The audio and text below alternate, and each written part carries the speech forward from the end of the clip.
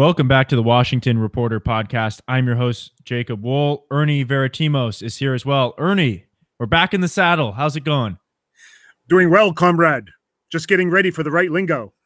Well, we've got a jam-packed show. I don't know how we're going to get through it. We're going to do our best here in the 48 minutes that we have for all of you set aside here. We're really going to do our best. If you're joining us live on YouTube, make sure to subscribe. That way you always get the notifications for when we come out with new podcasts. Of course, we've got new things coming. We had the first episode of 2 Live Jew with myself and Laura Loomer last week. We've got new shows coming, new content, new materials, websites booming. So it's a good time to get involved with the show if you so choose. But wow, we've got a lot going on. The March for the Kids was this weekend. Ernie, did you attend the March for the Kids? I forgot where I put the ticket.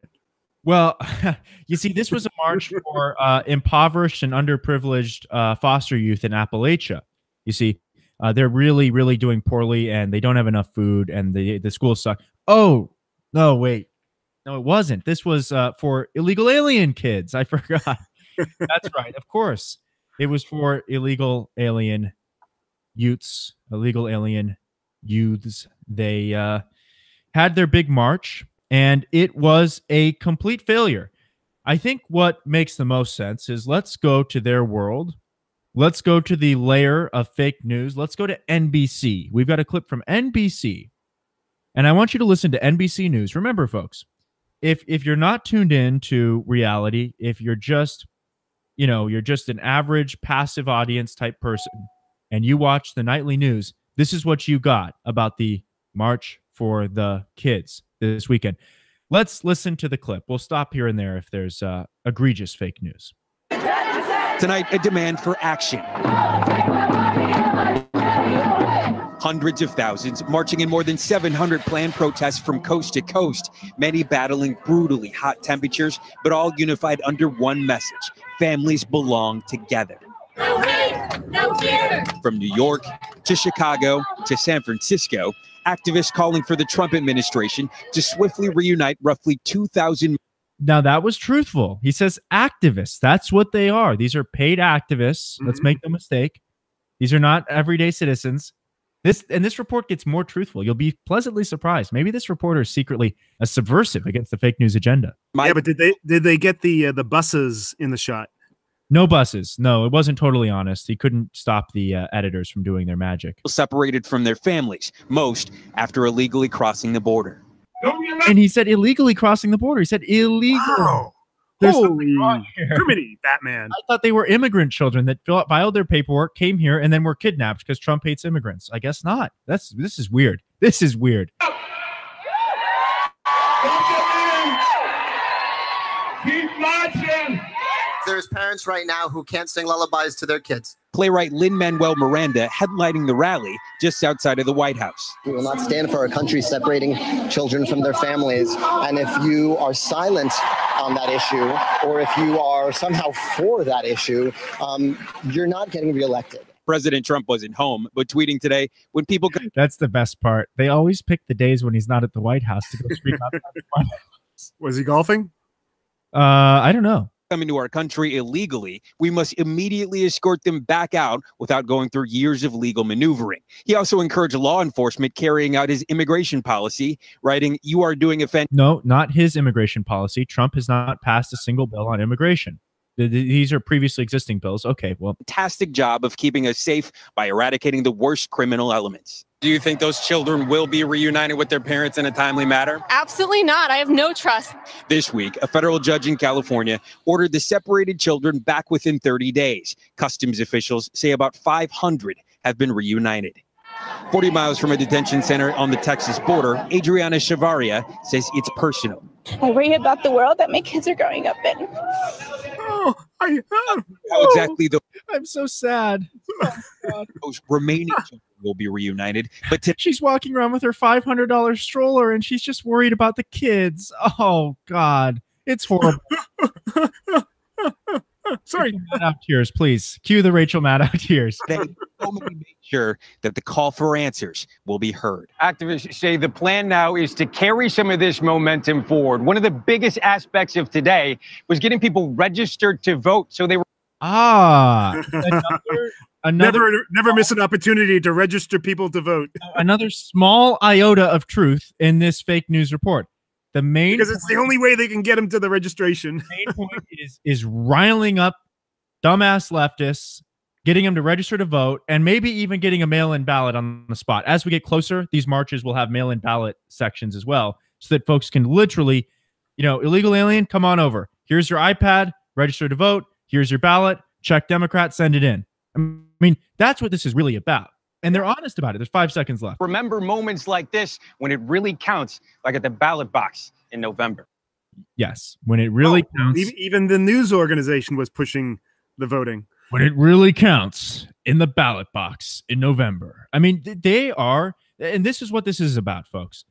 One of the main takeaways from this long fake news clip is that that's what this is really about. These are not protests. There's nothing to protest. The family separation policy has ended. The zero tolerance policy has effectively ended. You know what I don't get? If these are politically active people, they need to register to vote. You would think that politically active people would be all over voting. No, they're not all over voting because liberals whine and bitch and complain, but they don't vote. That's one thing we've learned. Millennials, young people, they don't vote. They don't bother. It's too hard. You have to get up. You have to get out of bed. You have to get in line. It's too much. Too much. So this is what this is really all about. And of course, this is a moot point. All of the things that they're calling to be ended have already ended. This would be like if they were protesting the Vietnam War. I mean, this would be like if they're protesting, get out of Vietnam. I think it was John Dvorak who first posited this in his podcast. But this is as worthless as protesting the Vietnam War or protesting Desert Storm or protesting a little late. Ronald Reagan. The party was yesterday. It's a little bit late, but of course they've got their donations. And one of the big questions that they never seem to ask, much less answer in these reports, is who's behind these protests? Who puts them on? It doesn't mean you have to get into conspiracy theory and how does the money get there. And just, hey, who's the organizer of this big march? Hell, if you had a big block party in any major city, that would be something they'd ask. Hey, the Women's Rotary Club organized a big block party or organized a big march. But they never ask the question, and here's why. The marches are done by an organization called March On. March On. Does it sound at all similar to any other organization that ends with the word on? March On?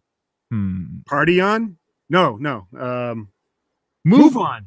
MoveOn.org. Oh, that's right. The organization that was formed with the priority of pushing 9/11 conspiracy theories, paying for Cindy Sheehan's travel expenses so that she could tell everybody that George Bush was a secret lizard Jew. And also, last but not least, trying to get Scooter Libby thrown out of the White House. That organization. And George Simmons is the one that runs it. George Simmons is his name, right? No, maybe it's Jorge Simons. Or George Sampson? Giovanna Santos? No, was it? George Soros. That's who. Come on, I get close. I was close. We were close, but first guess wasn't right. But of course, this is a George Soros funded operation.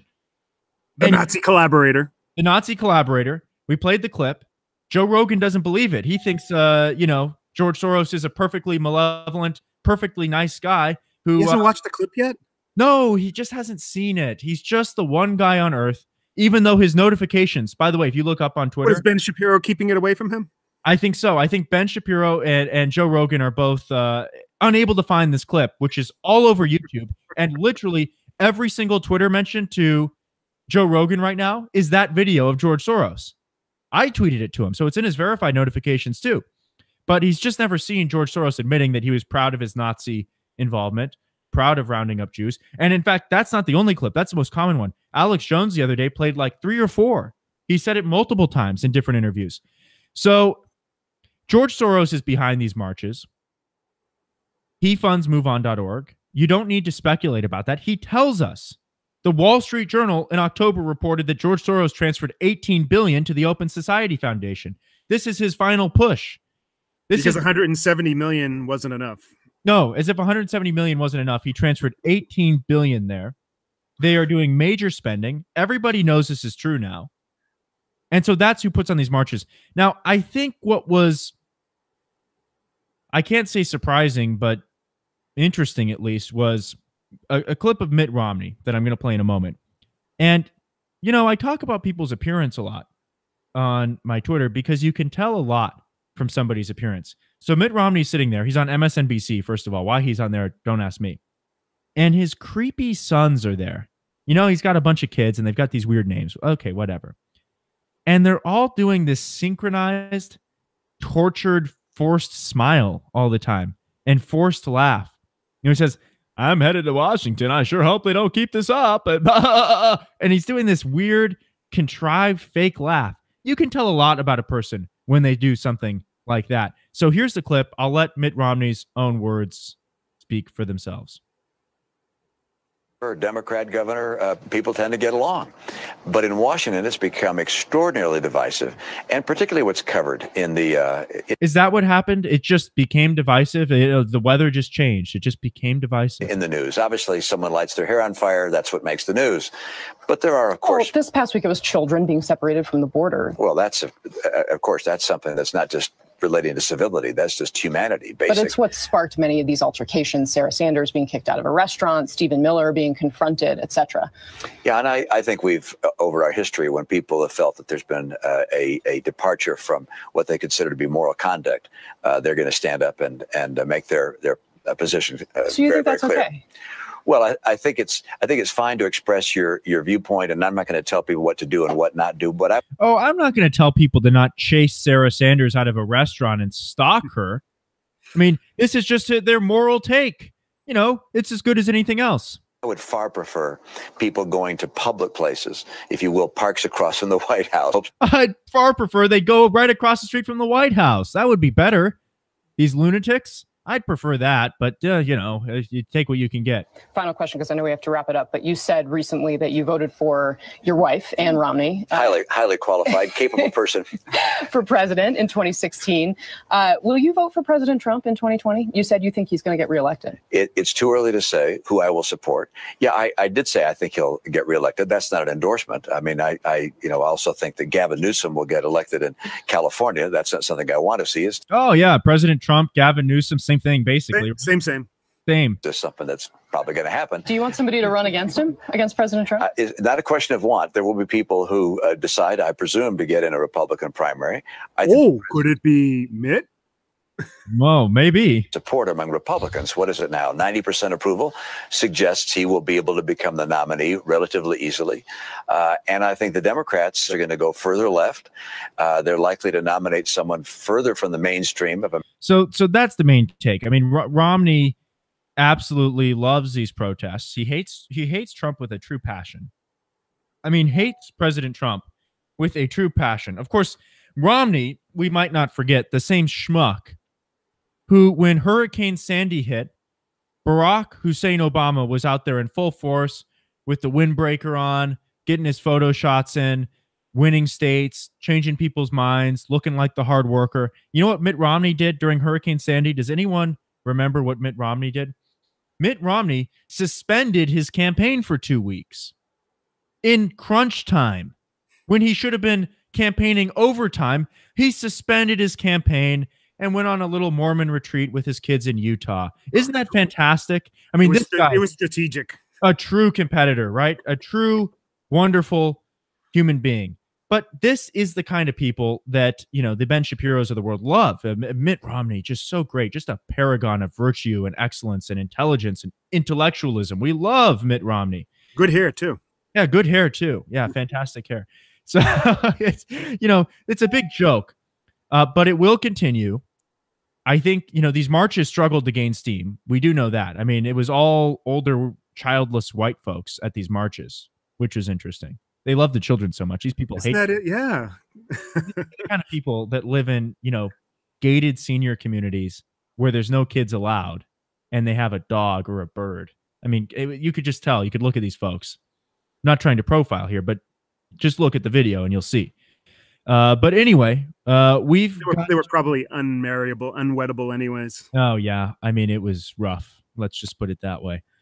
All candidates for the Darwin Awards. Yeah, exactly. Adverse selection was not nice to them.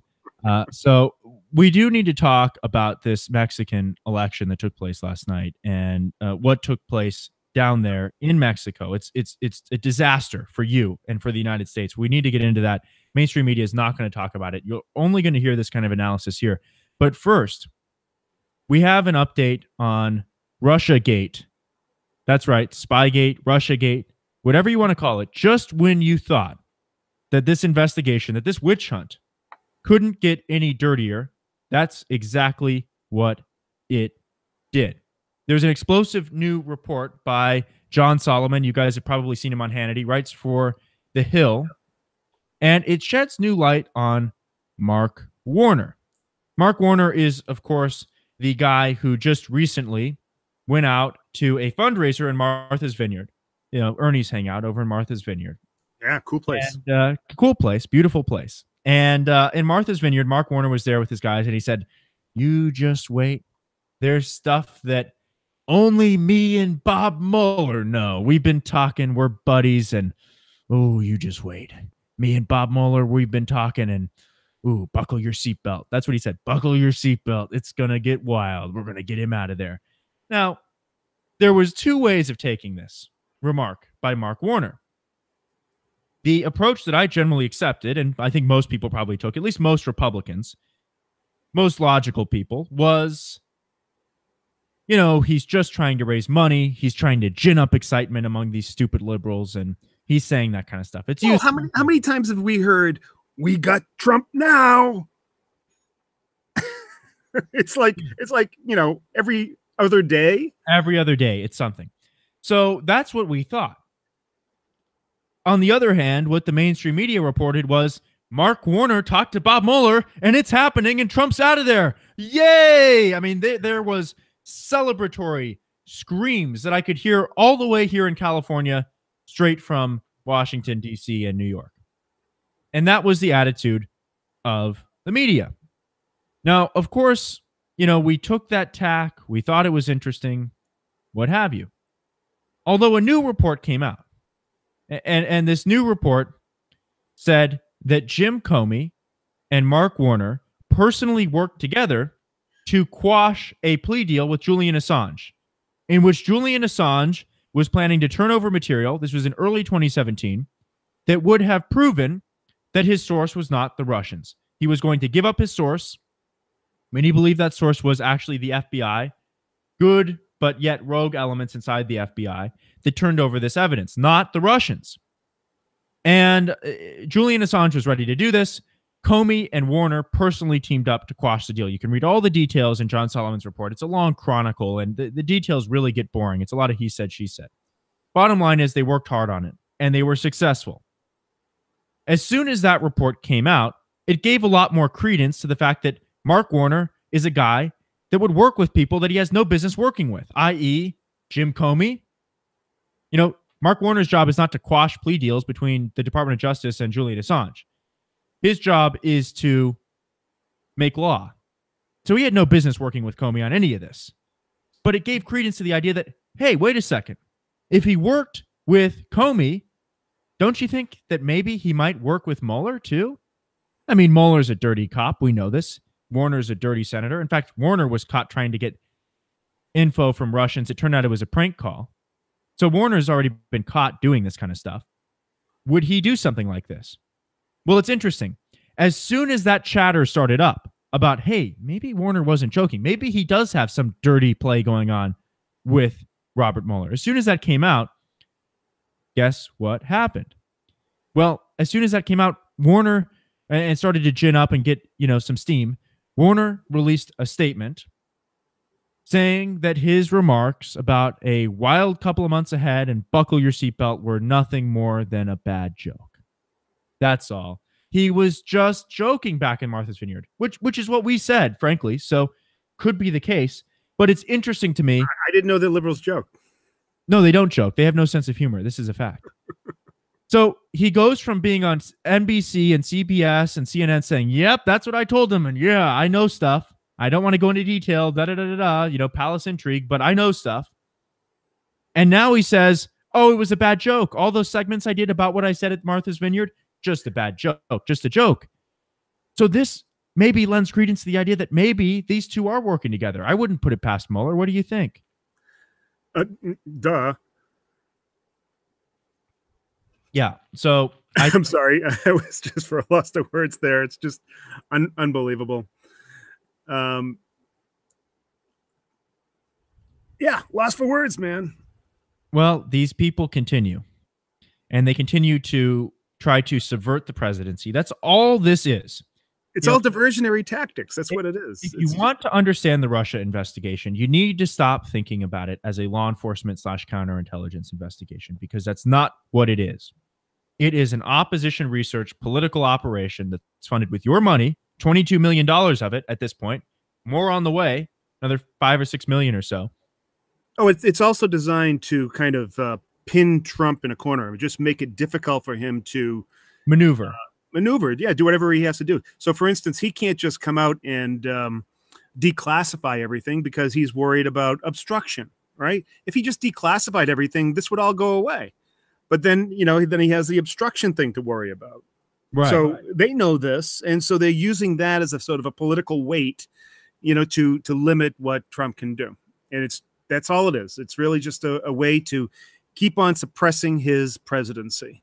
Now, the other piece of this that could be big news, and I don't want to say that it is, but we'd be remiss not to mention it, is this story where Michael Cohen now says that his family, not the president, is his first loyalty, and that his loyalty is now to God and country. And I might add, he said that not just to anybody, but to ABC News. Now, there's two ways of looking at this. Either A, it was an innocuous, generalized statement that he would have said anyway, and maybe even there's a tinge of deception there that he wants the media to get excited for nothing. Or B, and this is the one that Democrats would like to believe, Cohen has flipped, and he's got all the dirt, and he's working against Trump. And Tom Arnold, the cokehead, was right 3 weeks ago when he went on CNN. I don't know. I don't know where I stand on this. It's interesting to me that he said this to CNN. He's good friends with Sean Hannity. Why, if he needed to say something, why wouldn't he go on Hannity's show? A little bit off to me. What do you think? Again, deception, diversion. That's what I think. I don't believe anything that's coming out through the news these days. He could have been put out. Maybe he was out coking it up with Tom Arnold. I don't know. Well, that's the other thing. ABC refuses to release the video of this interview. They'll only release this tidbit, and it's out of context, meaning I don't mean that there's malcontext or miscontext here. What I'm saying is we don't know the context because they're only releasing these two tidbits. So who knows the context for which he said these things? We don't have any way of knowing. They would like to make a big deal out of these two quotes. They had George Stephanopoulos breaking it down for like 9 minutes this morning on the morning news. So they want this to be something. We'll have to see if it is. But, the Democrats would like this to be their big break. My thing is, if Cohen had flipped, and if he were cooperating, he wouldn't be talking to ABC. He'd have a gag order. That's what we saw with Papadopoulos,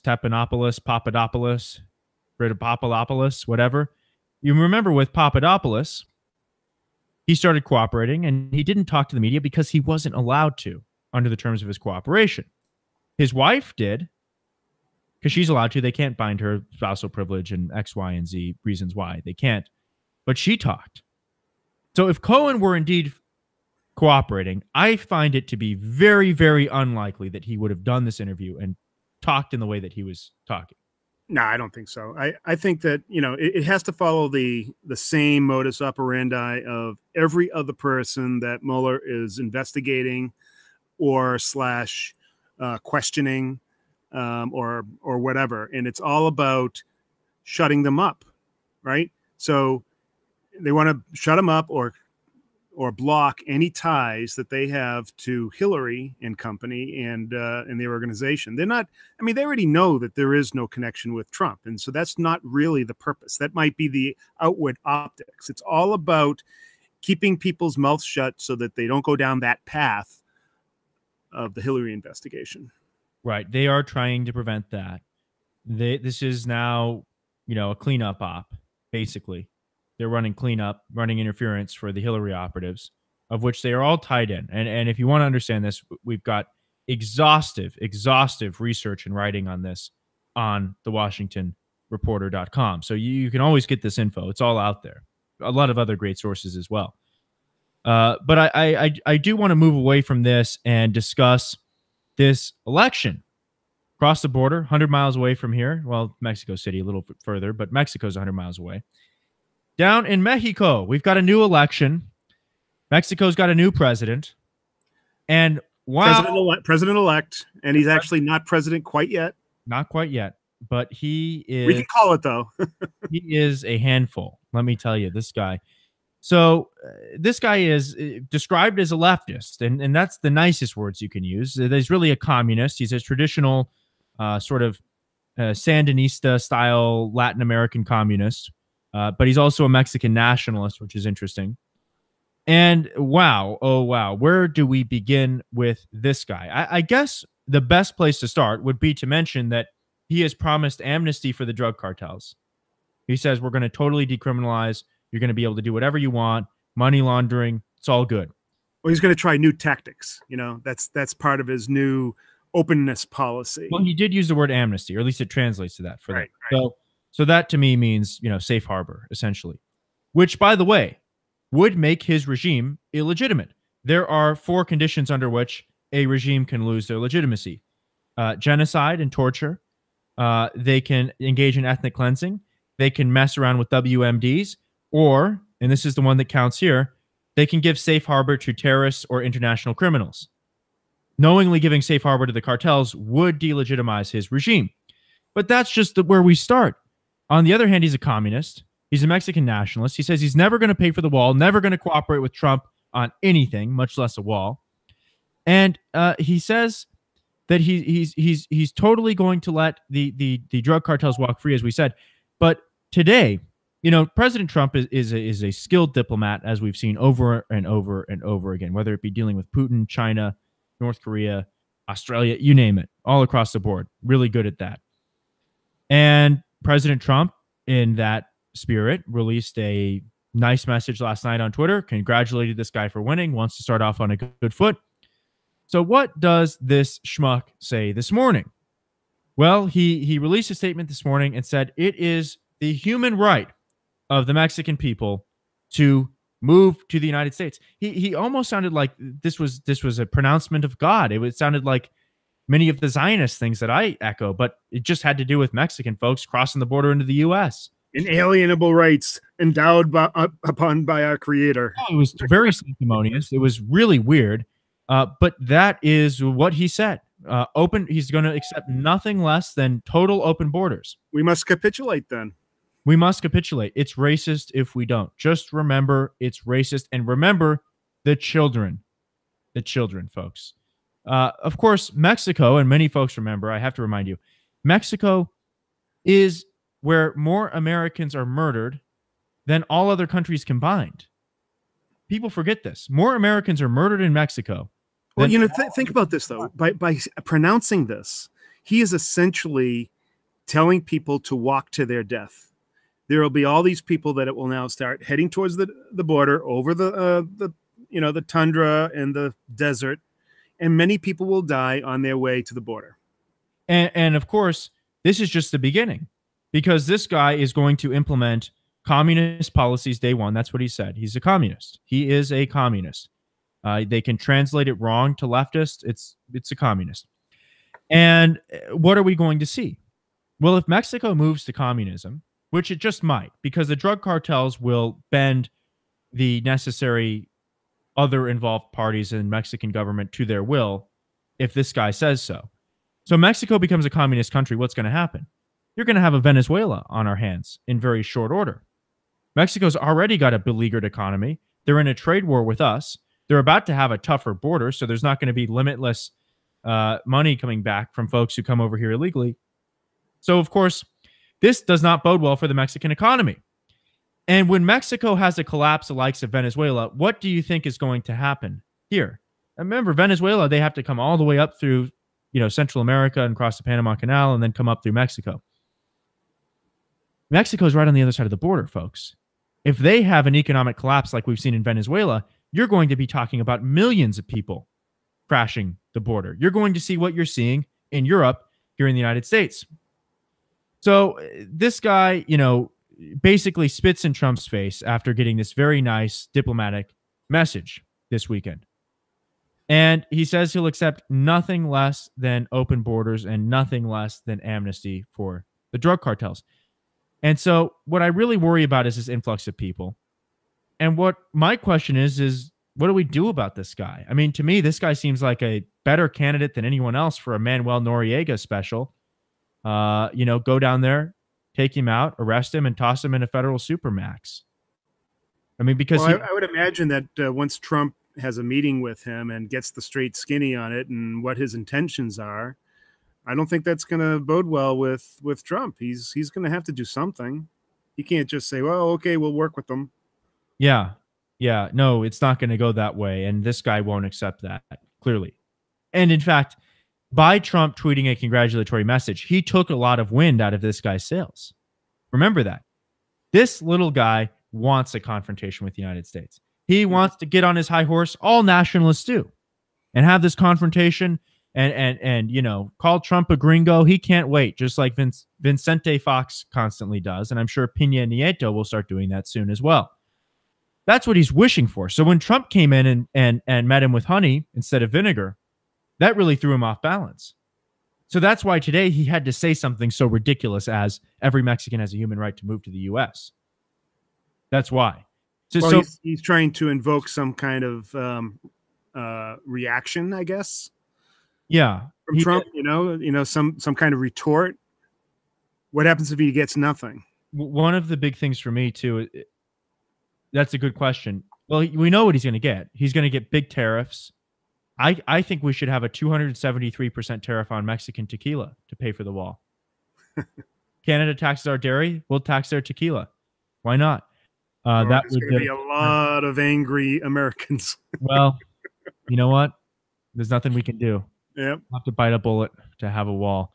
So we need a wall like ASAP. And I'm sure there's already plans of action in place for this guy. It was no surprise that he won. He was way ahead in the polls. And in fact, the cartels basically killed all of his competition. That's the part the media is not reporting. So this guy allies himself with the cartels. Cartels kill his competition, at least all the serious competition, and he wins the presidency. I mean, folks, stop thinking of Mexico as if it's your local, Hispanic neighborhood. It's not. It's a third world shithole country. There's no two ways about it. We don't need to mince words here. We can call a spade a spade. It's a third world, and even third world is an upgrade. It's a fourth world country. And you know what hits me is they ought to be teaching marketing classes down in Mexico. They ought to open a marketing school. Really. Because the fact that they've been able to brand one of the most violent, disgusting, impoverished countries on earth as, hey, cheap, nice beaches is one of the great marvels of deception that I've ever seen. I mean, imagine if Pakistan came out tomorrow and started advertising to Americans, cheap beaches. Yeah. And Americans said, hey, sounds good to me. More murders than any other country. Oh, well, we'll go down there for the beaches. It's incredible, Ernie, isn't it? I mean, you don't get beaches like you get in Mexico anywhere else for the same price. No. Mexico, there are actually some really nice parts of Mexico, but they're on the fringes. Yeah. And but even those really nice parts, I don't know. Have you been down to any place in Mexico? Have you visited? I haven't. All right. So a couple of years ago, I went down to Playa de Carmen and Cancun.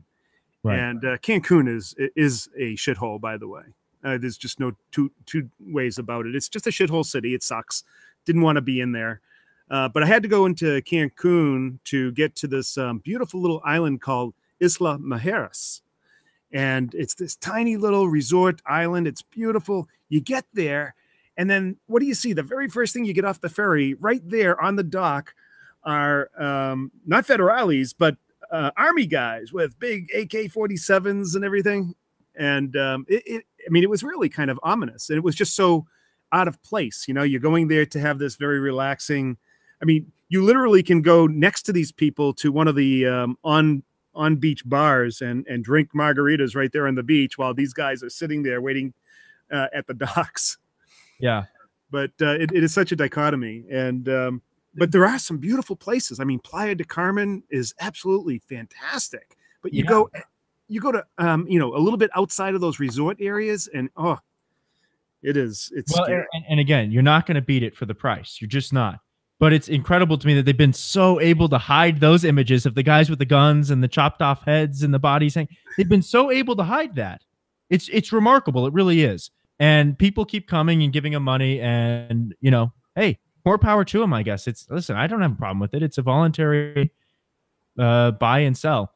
I don't have any problem with it. But we're going to keep tracking this affair down in Mexico. We're going to stay on top of it. It is something we're going to need to keep track of because, folks, I've said it for a long time. Mexico is as big of a national security threat to the United States as virtually any other state actor. There is no country that pours people across the border like Mexico does. There is no country that sends drugs and takes cash the way Mexico does. So it's a major thing that we ought to keep track of the same way that we keep track of the Middle East. It's a serious theater for U.S. foreign policy. There's no question about it. So we're going to stay on top of it. But I stumbled across an article in a magazine this weekend, Ernie, and I think it was linked on Drudge this morning as well. And they said, what's wrong with this? Focus on this sort of theme of what's wrong with American big cities. It was written by Kevin Baker in Harper's Magazine. Harper's a sort of New York, East Coast, old magazine. It's come, it's gone. It's, it's something that the intellectuals take pride in reading, or the pseudo-intellectuals. And it says, the death of a once great city, the fall of New York, and the urban crisis of affluence. Oh, of affluence. I thought he was going to say the urban crisis of poverty, because I thought that was the big thing. Of course, New York is getting too rich, therefore it's going downhill. Yes. Of course, for many years, the poverty, that was the rallying cry of the left, the war on poverty. We need to stop poverty. Hashtag stop poverty. But I guess now that poverty's down 85, 90%, 75%, according to which numbers you look at, the World Bank says about global extreme poverty is down 85%. So I guess with poverty gone, and of course it's to no thanks to the welfare state, poverty's gone because of the free market lifting people out of poverty in China and other places. And on average, it's gone down, even in the U.S. Well, people that are destitute, there is actually a statistic on this. Just 30 years ago, not even 30 years ago, maybe 15 years ago, I think something like 30% of the world's population were in just destitute, poverty-stricken situations. And today, that has decreased to about 10%. I mean, that's from 30 to 10%. That's an unbelievable change in just a short amount of time. And again, it's no thanks to the welfare state. It's all about the free market expanding jobs, you name it. People have things to do that are worth economic value to other people with more money. That's how it works. So the article kind of goes on. It says the problem with affluence. And I thought, geez, where is he going with this? I have to read this. It was a long, winding. I'm trying to just digest that statement. The problem with affluence. The problem with having too much money. The problem with having too many things go your way. The problem with having too many cars in the driveway, too many air conditioners in the house, too many TVs, too many bathrooms. That old book I read. What other problems could we possibly have here? Communist Manifesto. Oh no, wait, it was the Communist Manifesto. The problem with affluence. So he says, he goes on, he writes this article. He says, with all, so he writes and he says, New York has been my home for 40 years. From the year after the city's nadir in 1975, when it was nearly bankrupt, I went through all the periods of boom and bust, since almost all of them related to the paper economy of finance and real estate speculation that took over the city long before it did the rest of the nation. I have never seen what is going on now. The systematic wholesale transformation of New York into the reserve of obscenely wealthy, and it's almost incoherent. I can hardly read this guy's writing and barely hear, a place increasingly devoid of idiosyncrasy, the complexity and opportunity, the roiling excitement that made the city great. He continues saying, for the first time in history, New York is just, well, boring. But he hits on something. He says, oh, there used to be all this crime and you could hustle and it was anything goes and there'd be tons of poverty. But now it's so rich. Of course, cities have always been a little bit more exciting and a little bit more rich and a little bit more expensive than rural areas. It's always been that way. And in 1970, it was something. And now it's more because guess what? The rising tide lifts all ships. If New York is here and rural areas are here, the tide lifts them both up equally. So of course it's more expensive. So he's just nostalgic for the way things were, or is he saying that there is some kind of psychological shift? Well, he reveals his thinking early. I was thinking that maybe it was just nostalgia, and he liked when it was a little more grimy and dirty, and crime was high, and you couldn't walk through an alley without. And there was more potential. Yeah, more potential for, excitement, as in, getting gang raped or robbed. That was more exciting. Right. So he goes on and he says exactly what he reveals his cards here in a major way. He continues the article by saying New York. He continues the article and says something that I think gives this away. And I want everybody to spot here, okay, and see what disease this guy is suffering from. I think you'll be able to spot it. Says, this is not some new phenomenon, but a cancer that's been metastasizing in the city for decades now. And what's been happening in New York now, what's already happened to most of Manhattan, its core, is happening in every different American city. Again, such weird sentence structure. The guy is a horrible writer, for one thing. San Francisco is overrun by tech conjurers who are rapidly annihilating its remarkable diversity. Okay. They swarm in and out of the metropolis in specially chartered buses to work in Silicon Valley, using the city itself as a gigantic bed and breakfast. Oh, Boston, good. which used to be a city of 1,000 nooks and crannies, back alley restaurants and shops, dive bars and ice cream parlors, hidden under its elevated core, is now one long, monotonous wall of modern skyscrapers. In Washington, an army of cranes has transformed the city in recent years, smoothing out all that was a real and organic town into what is now mausoleums for the Trump crowd to revel in. Ah, I see. It was okay when we had the cranes and they were hanging on all over the place, and you had the construction workers and all the other laborers that were around. He felt much more comfortable then, but now they finished their job and everything's nice and shiny and new now. And the Trump crowd is reveling in it. It sounds to me a like sea of depravity. Beyond dyslexia on the part of I assume the editor that wrote this, because it's really hard to read. I mean, the constant dashes and stops and he loops back. It's really autistic writing. I mean, it's just really weird. He says, he gives it away. Of course, this guy is suffering from Trump derangement syndrome. That is, of course, what underlies this long, rambling, probably 10,000 word article. Is Trump derangement syndrome. And why is that? Why is it affluence that pisses off this guy and makes millennials so angry? I've really been giving this some thought. I mean, some people say I'm millennial, some people say Gen Z, whatever. But bottom line is, what gives them this spite, this anger, this really, supreme anger about how San Francisco is now a bed and breakfast? I mean, what generates these thoughts in these people beyond just the Trump derangement syndrome?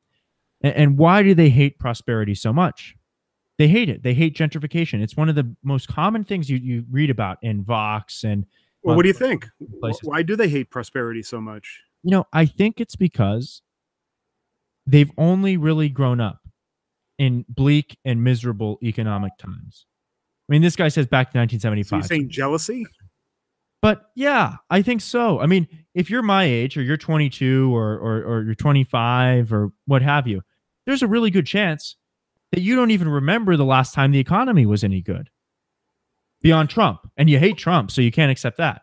But I can see what he's talking about in terms of, the lack of ambition that might be created with these people that are these kids that are growing up in affluent families, and they're entitled, and you put them out in the real world and they get all huffed up because they can't get a good job, and when they think that they should just go directly to the top and to the C-level suite. Yeah. But it seems like he is one of those kids, and what he's railing against is people succeeding and then the city becoming more expensive. Because to me, here's the crux of this. Here's the punchline. It seems like guys like this are pissed off because they grew up in a bad economy, and that bad economy, as risk-averse people, incentivized them to make financially riskless decisions, like going to an expensive private college, burying yourself in student debt, and then getting a low-paying, low-status job in journalism. I mean, that would be the solution. That would be the answer here, I think. Well, they're also preparing for a Trump future, right? So they have to have something to complain about. And if there are no, bad neighborhoods or discretion or this dystopian world, then they have to kind of make up a dystopian world, one that's all in their mind, so that they'll have some kind of victimhood, the victimhood of having things too good. Right. That's why they bitch about gentrification. The neighborhood got nicer. Big whoop. That's a good thing, right? No, it's horrible because you know what? There used to be this mom and pop flower shop over there, but the rent got too high and they left. Well, okay. All right. Now it's 1-800-Flowers. But they have to be pissed off and angry about it, and they have to rant about it. And of course, they have to blame Trump for it. Instead of just enjoying the way that things are, things changed, whatever, and getting with the times and enjoying the prosperity and taking some risk and working hard and grabbing life by the horns. But instead, these people sit back and bitch. It's what they do. Well, the irony of all this is that I would have to agree that if you had all these little mom and pops and they were all prospering, that would be a very, very quaint and lovely way to live, instead of having all these big box stores and big brand names come in and kind of, whitewash everything. And you can have a very vibrant community like that. There's a lot of those type of communities in the Northeast, but the problem is that they drove out all the small business owners with the taxes, and so they created this dystopian reality that they're actually complaining about now. No, it's true, and the regulation. I mean, a lot of people don't realize. Okay, your average donut shop owner, your average, flower shop owner, small business like that. On average, those people, when they bought that business, bought themselves a job. Okay. These businesses don't make millions and millions of dollars. They do okay, and they bring home an income, and they put a roof over their heads and feed their families. But nobody's getting rich running a donut shop or a flower shop or an ice cream parlor, generally speaking. And so, unless you're running 10 or 20 or 50 of them, but then you're not a mom and pop anyway. And so, they're not doing very well anyway. And you bring up a good point. It's the taxes and the regulation. All of a sudden, they've got to pay their workers $15 an hour. They get taxed at 50%. They get ripped off by Obamacare. They can't hire the people they want to hire because then they've got to buy them all health insurance when that's not what they need to do from a business standpoint. So yeah, these people have ruined the mom and pop economy. In fact, more mom and pop businesses closed under the Obama presidency than under any other in history. Some of that's technology, a lot of moving parts, but a lot of that was taxes, Obamacare, regulations, cap and trade, stimulus package that failed, bailouts, you name it. Can't lend money because of Dodd-Frank, can't get a small business loan, you name it. I mean, there's a million reasons why, but a lot of those roads lead back to the White House. So it's just interesting to me. And you're going to see this trend more and more. People complaining about how good things are and how horrible that is, because when things cease to be bad, well, they've got to keep their shtick up. They've got to keep their complaining up because that's how this guy makes a living, sadly. And so they'll continue to bitch even when things get great, even when things get good. All of these people could be given $1 million by Trump and a cure for cancer, and they wouldn't be happy. So don't hold out hope. Don't hold your breath. And remember, leftists ought to be defeated, not empathized with. That's the theme of this show. Well, they live for victims. I mean, that is their driving motivation. Yep. Without a victim, there is no way to subjugate them and to have power. Right. And when kids, read the Communist Manifesto, for instance, and it talks about the factory owner depraving his workers and treating them like crap, I always try to ask him, I say, and what if he's not? What if the factory owner is not doing that? What if it's all good? Free market's working its magic. Well, then the whole book loses its theme. Communism doesn't work. Their whole system collapses. And that's what we're witnessing here. Things are good. Things are going fantastically well out there in the real world. And these people are looking for reasons to get angry on the internet. It is what they do. It's how they make a living. So, Ernie, wow, look at that. It's already been 48 minutes or so. We are running over. It's been a fantastic show. We've got lots of new stuff I think coming. we missed one thing, though, here, and it kind of leads in right here where we're talking about this kind of weird, I don't know, ironic situation where things are just too good. And what comes out of that? I mean, you have these kids that have really no cause anymore. Or they feel entitled, and they're looking for something to do. They want to help somebody, right? and that kind of opens my eyes a little bit. Why someone like Alexandria Ocasio-Cortez kind of evolved out of all of this, right? Alexandria Ocasio-Cortez. The girl from the Bronx, who's really from Westchester County, the 8th richest county in the United States. Right.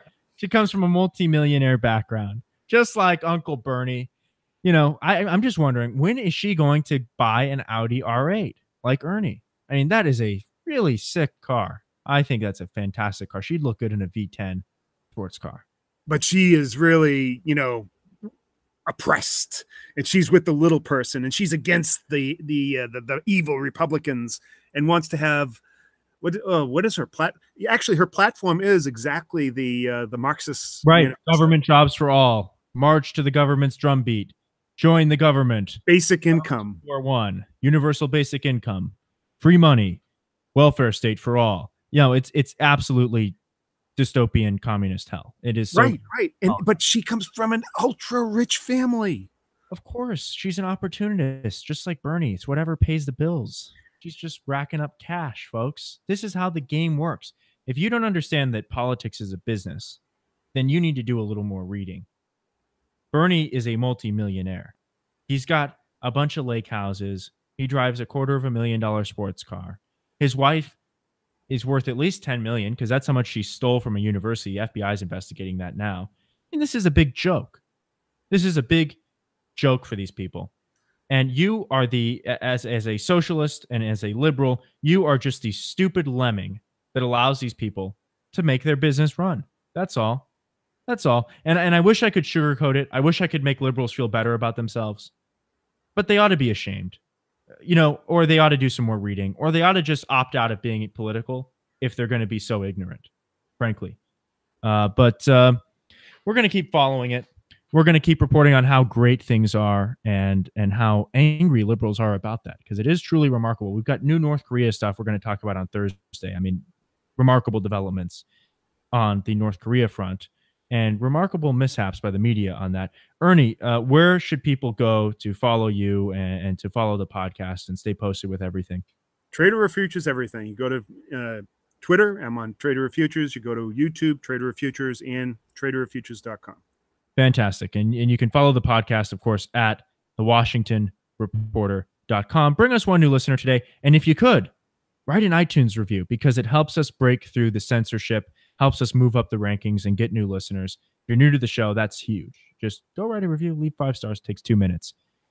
Thanks for listening, folks. It's been an absolute blast. We will see you next time.